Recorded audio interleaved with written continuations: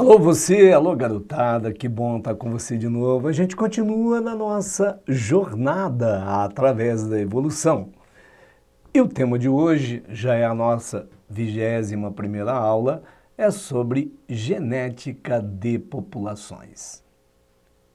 Como você pode ver, temos aí aula 21, genética de populações. Para isso, alguns dados a gente vai ter que relembrar.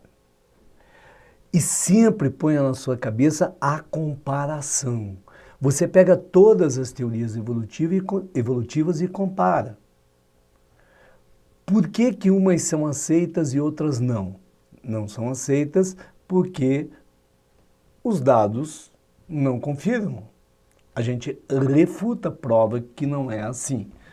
Então, por que que a gente tem todo esse processo de evolução dentro da própria evolução, que é uma área da ciência?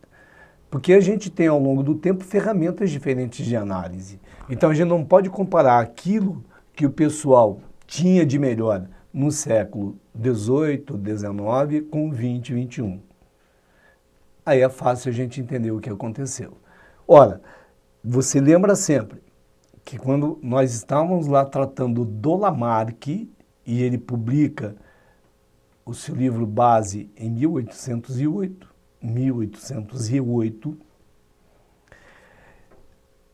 ele tem como centro da sua atenção o indivíduo e trata de duas leis. Já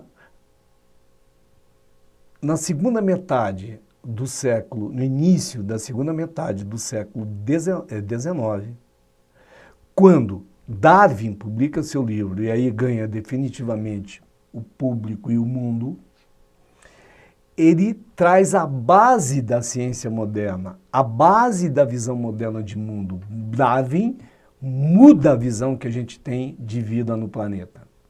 Só que, para ele, o principal fator evolutivo era a seleção natural. E você lembra que o Darwin não conheceu genética, que é a base de sustentação, hoje em dia, da evolução. Além da gente ter a fisiologia, a paleontologia que nós já vimos. Mas o Darwin trabalhou no nível da espécie. E a moderna teoria da evolução, chamada teoria sintética da evolução, ou neodarwinismo, a que a gente tem hoje, você já sabe que ela trabalha o fluxo gênico na população. A população é um conjunto de indivíduos da mesma espécie. Então é uma propriedade emergente praticamente, como se fosse, sai da população aquele conjunto de genes e eu consigo analisar esse conjunto de genes circulando na população. Então você vê, a gente mudou de complexidade, a gente mudou de patamar de organização. E você lembra que quando eu falo em teoria sintética da evolução, eu estou falando em fatores que geram a variabilidade que o Darwin não conseguiu explicar, essa variabilidade que tinha em cada geração, por quê? Porque não conhecia genética, e os fatores que direcionam a evolução. Porque se você não entender isso, vai ter dificuldade agora de entender esse capítulo. O que gera novos genes? As mutações e o crossing over, ou recombinação gênica, ou permutação. Você lembra que mutação é a única fonte de novos genes, porque o crossing over, ou permutação, recombinação, permutação quer dizer troca, recombinação já fala que está combinando de novo. Ele só faz novas combinações dos genes que já tem. Então, gera novas variedades em função de novas combinações. Esses dois fatores, segundo a moderna teoria da evolução, geram a grande variabilidade genética que a gente tem das espécies em cada geração. O que atua aí para falar para onde a espécie vai? Isso é direcionando a evolução. Aí funciona a seleção natural, porque depende do ambiente no qual essa espécie está inserida. Depende das migrações. Lembra que a gente falou de entrada e saída de genes? Depende da deriva genética, oscilação genética e o princípio do fundador, quando uma pequena população acaba dando origem a uma nova população e ela pode ser representativa ou não, geneticamente falando, da população anterior. Então, se a gente guardar bem, se ficar muito claro que fatores evolutivos atuam segundo a moderna teoria da evolução e para quê, ou para gerar variabilidade ou para direcionar a evolução, você vai facilmente também entender o que a gente vai trabalhar agora. Eu vou trabalhar com alguns exemplos e bem devagar para você entender bem, porque é um capítulo, não é difícil, mas pode gerar confusão, dependendo principalmente do estado que você tiver.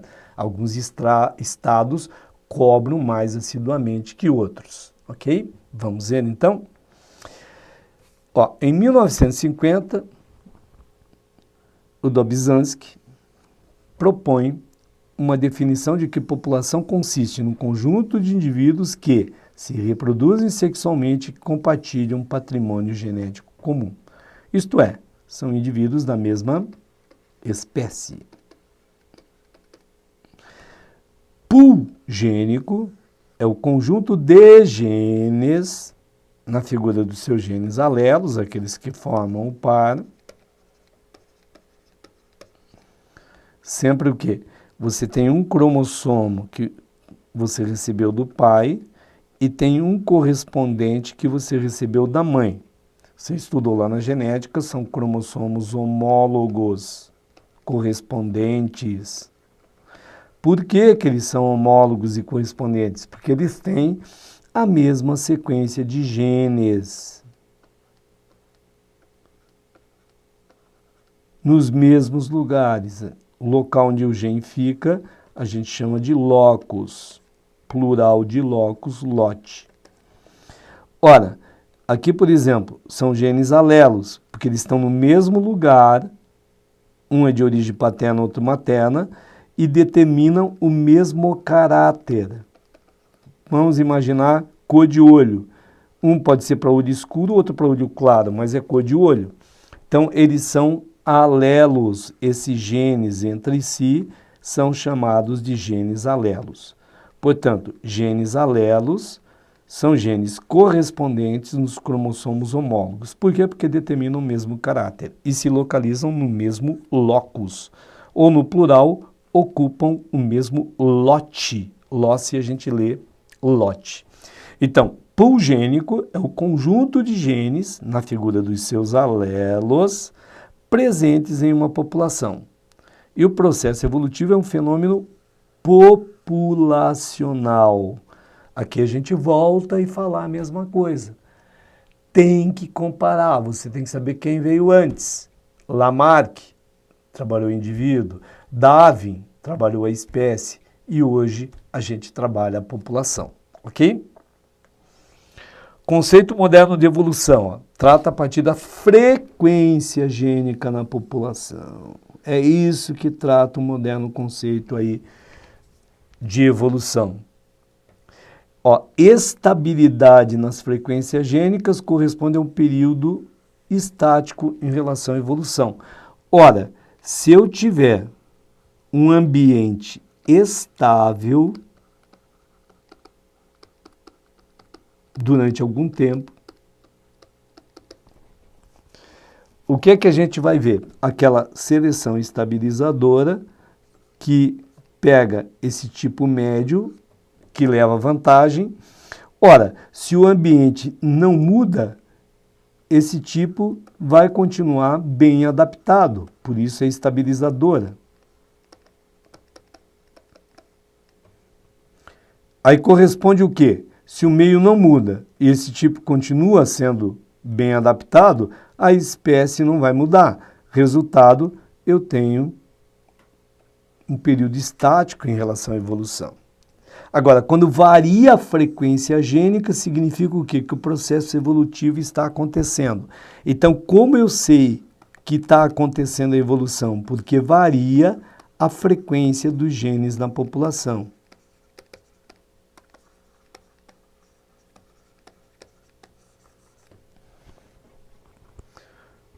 Você vai dizer, por exemplo, está aumentando a temperatura. De repente, os genes que possibilitam uma bactéria vivendo em temperatura mais alta se torna a maioria. Então, tinha um monte de bactéria que vivia em temperatura média, que a gente chama de mesófila. Então, você via, isso aqui é na maioria, isso aqui é na minoria. Aí aumentou a temperatura. De repente, essas bactérias chamadas termófilas, que vivem em temperatura mais alta, começa a ficar a maioria. Então, a frequência do gene para a bactéria suportar uma maior temperatura está aumentando. Se ela está aumentando, a minha curva vai passar para cá. Aí é sinal de que a evolução está acontecendo. Então, lembra sempre, frequência gênica não muda, período de estabilidade. Frequência gênica muda, a evolução está acontecendo. É bem interessante que você perceba, porque onde é que você vai definir isso? Nos textos que virão para sua análise. São esses textos que você tem que aprender a separar, a abrir, a fazer uma análise profunda e observar exatamente, depurar daí do que trata o texto. Então, se eu peguei um texto e percebi que ao longo do tempo a frequência gênica está estável, o processo evolutivo está estagnado. Então, a população está bem adaptada ali durante aquele período. Ah, está mudando a frequência gênica. Oh, que beleza! Estou percebendo o processo de evolução em curso. Então, a gente passa por períodos de maior estabilidade e períodos de maior mudança. Sim, é a vida. Assim caminha a biologia. Ok? Então, vamos lá? Em 1908, esse matemático inglês chamado Hardy, a gente vai sempre falar esse nome, Hardy, e esse médico alemão fizeram um trabalho separado, mas fizeram a mesma coisa, chamado Weinberg. Então a gente fala em princípio Hardy-Weinberg. Ó, de forma independente, olha que legal, de vez em quando tem isso. Pessoas em locais diferentes do planeta, sem se conversarem, estão tentando resolver a mesma coisa e acabam publicando trabalhos muito semelhantes, com pesquisas extremamente semelhantes. Tudo bem? Ó, eles postularam o quê? Defenderam o que der, que na ausência de fatores evolutivos que ajam sobre uma população em determinadas condições, também não muda a frequência de alelos, permanecerão constantes ao longo das gerações. Às vezes eu falo para os meus alunos aqui, eu nasci numa cidade pequenininha lá do sul, e digo assim, olha, eles acabaram defendendo o mesmo posicionamento do maior filósofo da minha cidade, o que gera sempre boas gargalhadas. Aí eu digo, mas peraí, você vai à Europa, pega uma cidade pequenininha, tem lá sua grande universidade, seus grandes pensadores, e a gente os repete e estuda ao longo do tempo. Por que uma cidade pequenininha do Brasil não pode ter um grande filósofo? Aí o pessoal, oba, então pode. Aí eu digo, eles chegaram à mesma conclusão que o maior filósofo da minha cidade. E qual é a conclusão? Nesta vida, se nada mudar, tudo vai continuar no mesmo. Repito, nesta vida, se nada mudar, tudo vai continuar o mesmo.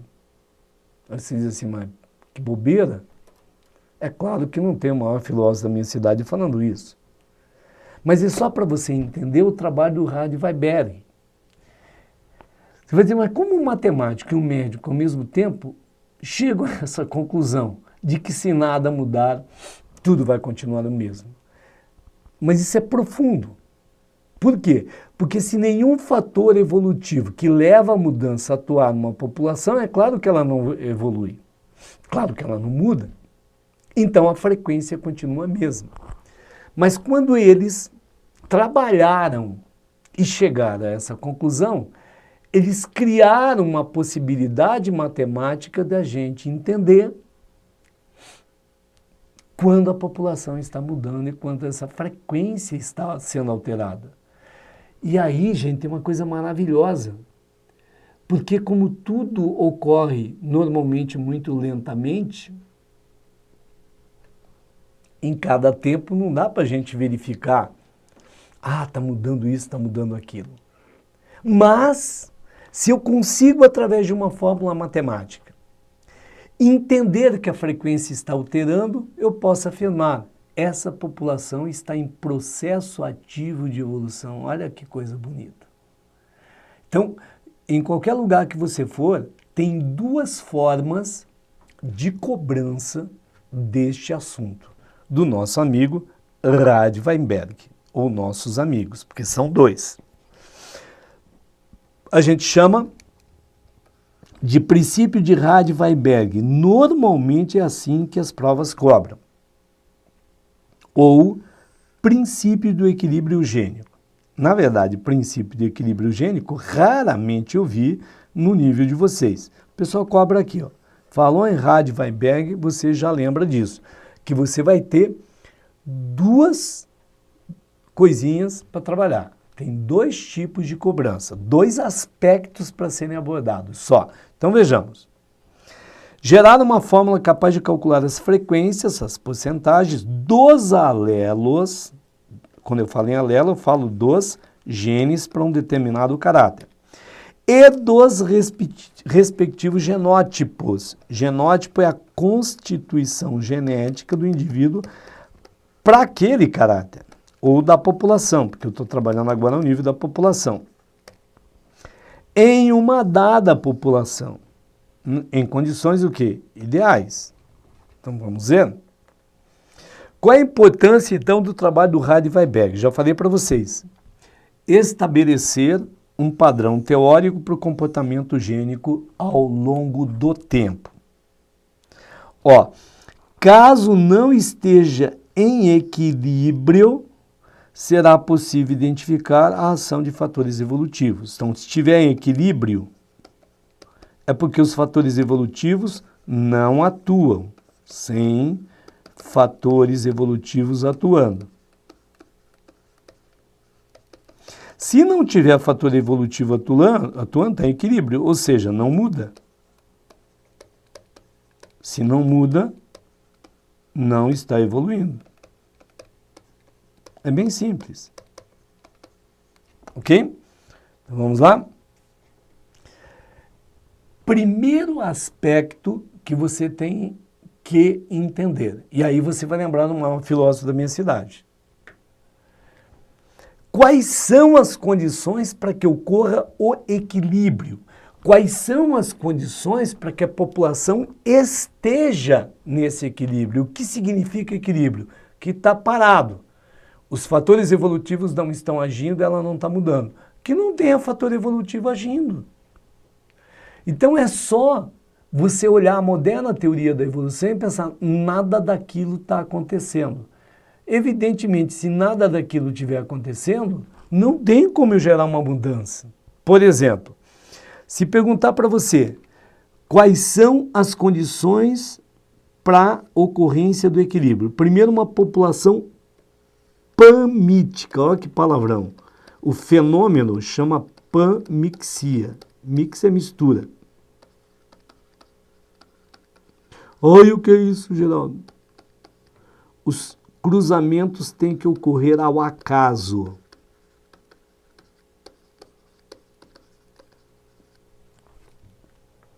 Como se os bichos, por exemplo, estivessem soltos lá numa savana. Eu estou falando numa floresta, que os bichos estão soltos lá na floresta.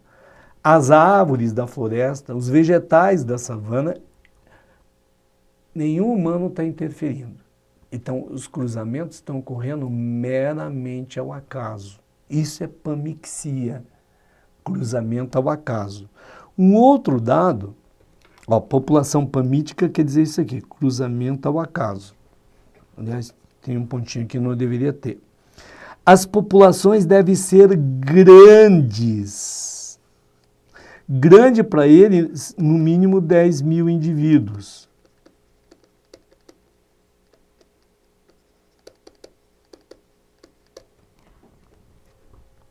Claro, tem uma população aí de 10 indivíduos. Aí vem uma enchente e matou os 10. Então, gente, para eles, uma população grande é possível suportar a quantidade de fatores e a gente vai ter uma possibilidade, então, de manutenção do equilíbrio na população. A mesma coisa quando a gente brinca com estatística, né? Eu estava verificando uma escola estadual, não é nada contra a escola estadual, só que o fato ocorreu numa escola estadual no interior de Santa Catarina, que eu estava olhando os índices de aprovação na Universidade Federal de Florianópolis, de Santa Catarina, e estava lá que a universidade tinha aprovado 50% dos candidatos. Ora, você aprovar 50% de candidatos numa federal é uma coisa fantástica.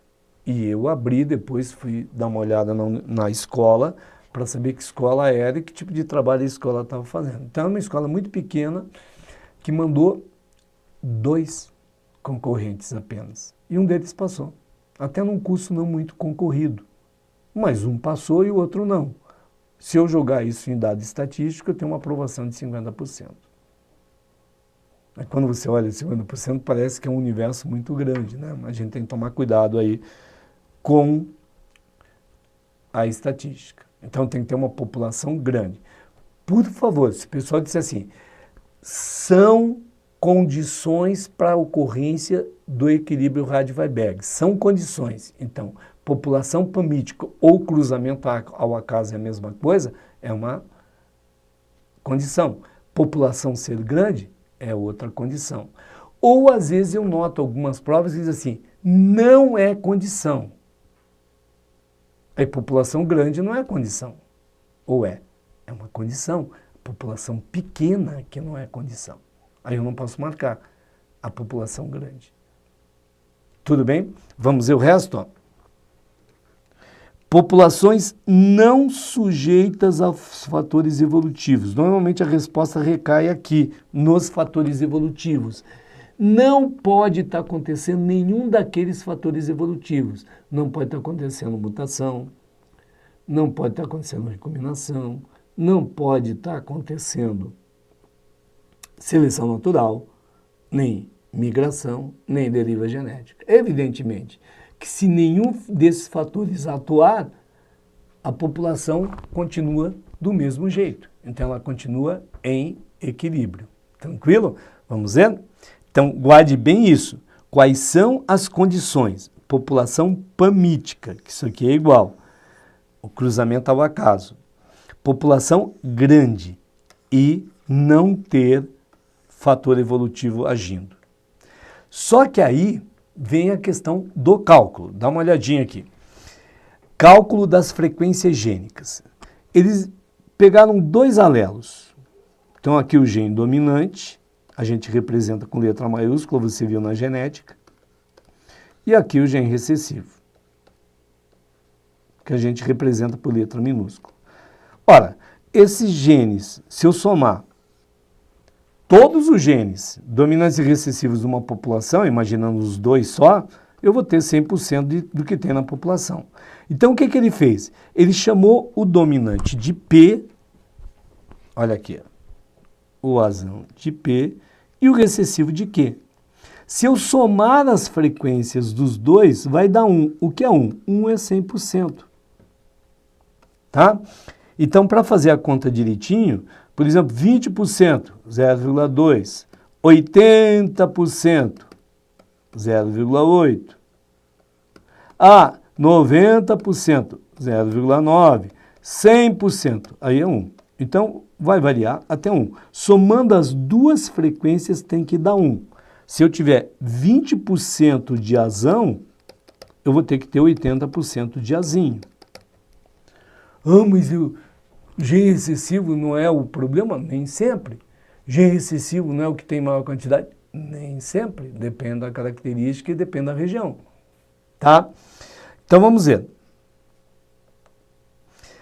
Esse é o cálculo do gene. Gente, por favor, são só 2 cálculos. O cálculo do gene é esse. Somando a frequência dos 2 genes, o dominante e o recessivo, eu tenho 100% na população. Mas aí, se você fizer P mais Q mais P mais Q, eu chego no cálculo da frequência genotípica. E aqui você chega no binômio, P ao quadrado, mais 2 vezes o P vezes o Q, mais o Q ao quadrado, tem que dar 1.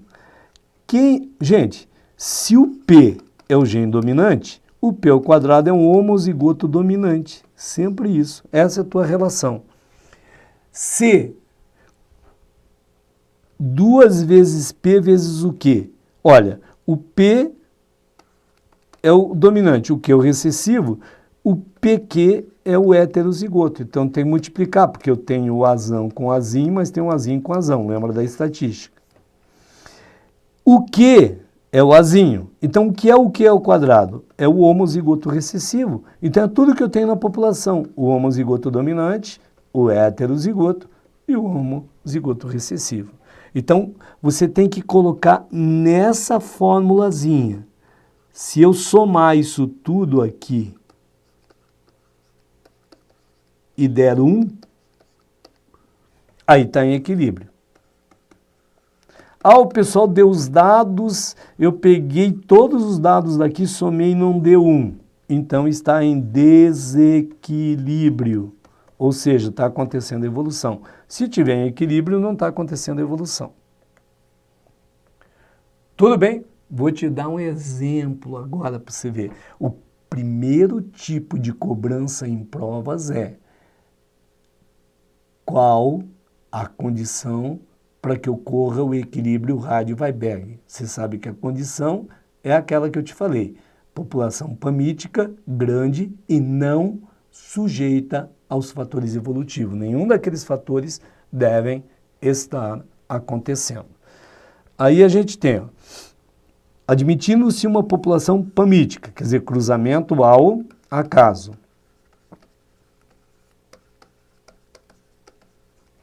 Em que as frequências do genótipo Gzão, 9%. Calcule do Gzinho. Então, eu já vou colocar lá, mas vou te ajudar a fazer. Ó. Então, quais são os dados? Toda vez que você pegar um problema de matemática, física, genética, evolução, seja o que for, leia e tire os dados. Então, você coloca lá, Gzão é igual a 9%. Já eu quero o quê? O Gzinho. O que eu quiser calcular, eu ponho interrogação. Quem que é o gene recessivo? É o Q. Quem que é o gene dominante? É o P. O que é o Gzão? Gzão nada mais é do que o P ao quadrado. Então, você tem, na verdade, o valor do P ao quadrado e quer achar o valor de Q. Olha que moleza. Como é que a gente faz? Então, Gzão, que é o P ao quadrado, equivale a 9%, equivale a 0,09. Você sabe que a gente vai chegar no máximo a 1.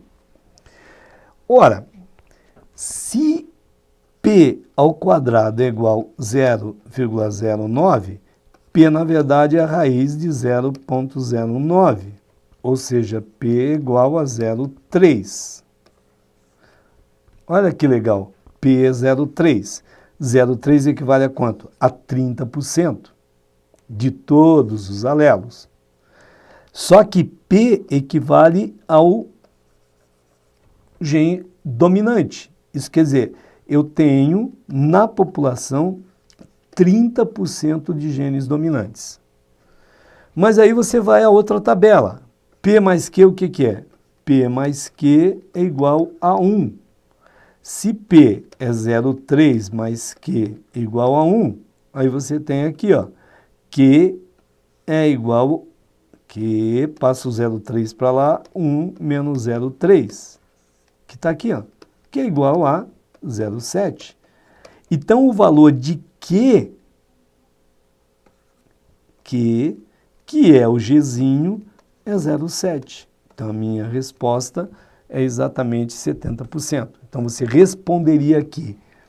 Resposta.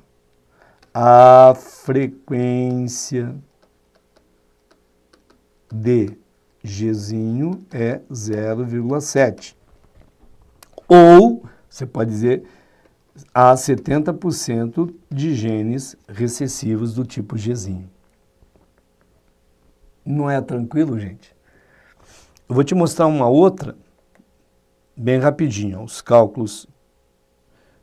Opa, aqui é de um outro que eu não apaguei. Esquece esse aqui. Em mexilhões, as cores externas das conchas são determinadas por 2 alelos de um gene. Vou até voltar aqui e colocar desconsiderar. Eu ia fazer um outro cálculo para você. Por 2 alelos de um gene, sendo que a cor azulada é determinada por um alelo recessivo. Então você põe aqui, opa, vou lendo e vou tirando os dados. E a cor castanha pelo dominante, então dominante é azão.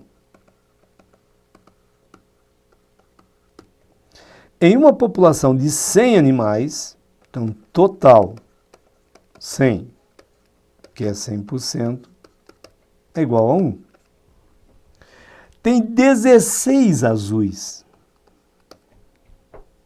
16 em 100, na verdade, 16%.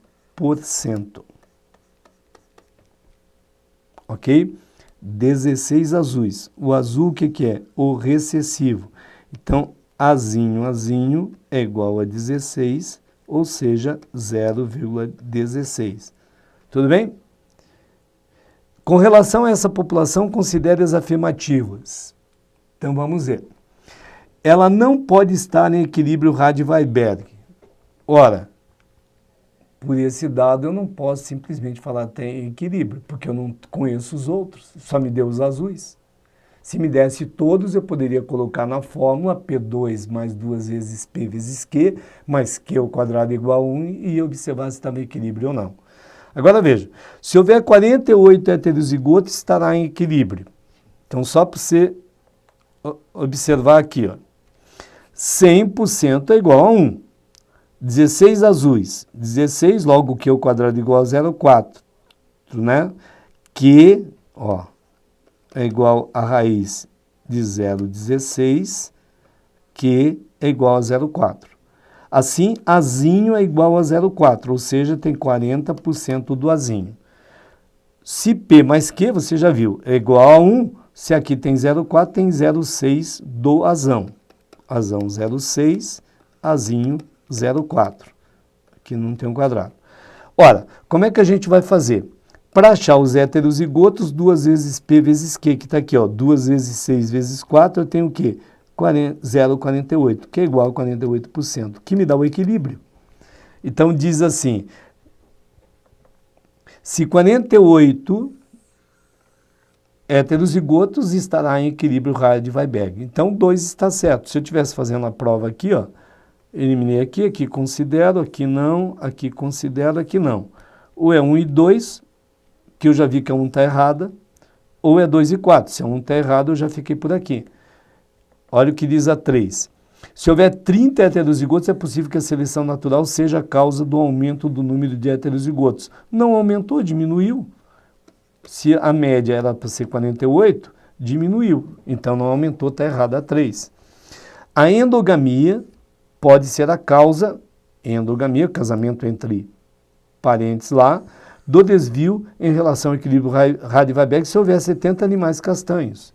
Sim, porque se eu aumentei a quantidade de castanhos além do que eu esperava, é porque, veja, esse 48% será castanho, porque é heterozigoto. E ainda tenho o 0,6 vezes 0,6, que vai dar 0,36, dos outros, né? Porque eu tenho os azão, que também serão castanhos. Então, se eu alterar aqui,